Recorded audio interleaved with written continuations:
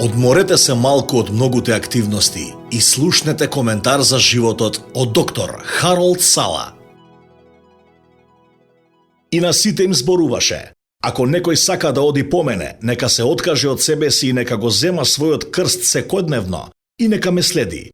Лука, 9 глава, 23 стих. Кој беше овој човек што даде толку смела изјава? Тој е идентификуван во историјата како Исус од Назарет. Но Назарет било само местото каде што пораснал. Еден ден Исус го поставил ова прашање на своите ученици велејќи: што велат луѓето за мене? Кој е синот човеков? Матеј, 16 глава, 13 стих.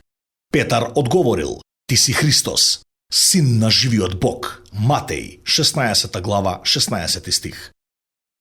Денес многу луѓе би се согласиле дека Исус имал храброст да биде различен од општеството околу него и дека тој бил оној кој во голема мера го сменил текот на историјата. Исус јасно и гласно ги представил работите за неговите следбеници. Тој не ја ублажил вистината за неговиот предизвик. Всушност, имало времења кога тој всушност им отежнувал на луѓето да го следат.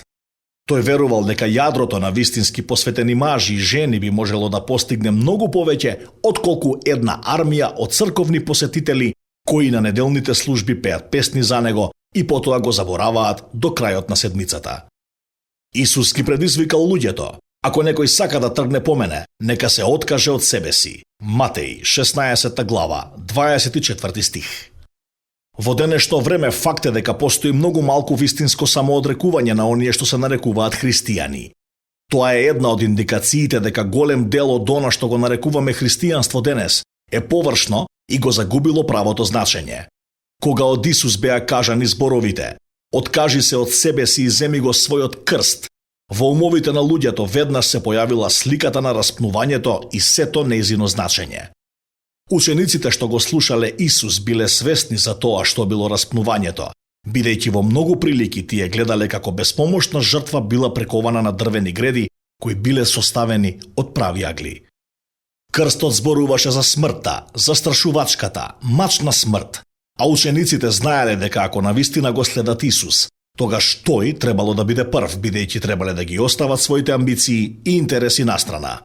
Дали Исус бара помалку денес? Дали тој се уште инсистира на тоа неговото царство да биде ставено над нашите собствени царства на лична корист? Кен Джейкобс, преведувач на Вајклиф Библијата, се обидел да го преведе зборот одрекување кога работел со индијанците од Шамула во Мексико. Меѓутоа, тој открил дека во нивната култура и јазик немале концепт за самоодрекување. Камшикување или самоказнување, да, тие имале збор за тоа, но самоодрекувањето било непознато за нив. Конечно, Кен го превел зборот велејќи: ако некој сака да ме следи, нека го оттргне од сопственото срце она што неговото срце сака да го направи и секојдневно нека го зема својот крст и нека ме следи. Ете тоа е она што значи учеништво. Еве ја и последната мисла. Следењето на Исус е сосема доброволно. Тој не ги принудува луѓето. Тој не ги подкупува луѓето со дом на небото и совршен живот од сега па до пристигнување во рајот. Тој ги поканува луѓето кажувајќи им: дојди, следи ме. Сепак, тој бара едно нешто. Тој инсистира да завземе прво место. Кога Христос го повикува човекот, напишал Дитрих Бонхофер, му нуди да дојде и да умре. Да се откажеш од себе си е да бидеш свесен само за Христа, а не за себе. Да го гледаш оној кој оди пред тебе, а не патот кој е премногу тежок за тебе.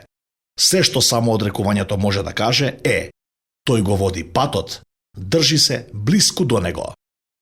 Пораката на крстот не се променила со текот на времето. Изрезбарена во слонова коска или позлатена со злато, пораката се уште зборува за лична смрт, за Христос да живее во нас. Дури самата природа не учи дека смртта мора да му претходи на животот. Семето умира и е погребано во студената земја пред да започне новиот живот во неа.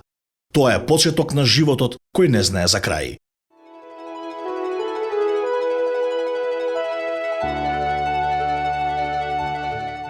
Што току го слушнавте доктор Харолд Сала во овој коментар за животот.